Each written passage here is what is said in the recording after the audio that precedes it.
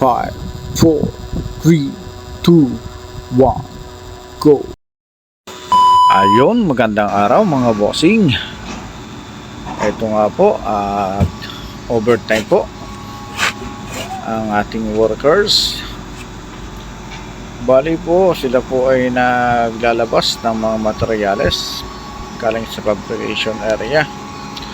Dahil ang aming pong fabrication ay gagamitin na ng ibang subcon, kaya kailangan po mailabas sa mga materyales at lilipat lang po dito sa may tagliran din lang po ng fabrication kasi wala pong ibang paglalagyan. At yun pong mga pwedeng ipasok sa aking area, sa may office area, naipasok na po nila.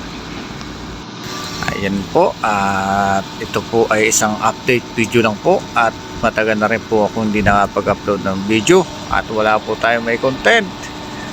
Sobrang busy na rin po dito sa trabaho. Maraming pong salamat sa mga sumusuporta at patuloy na susuporta sa akin.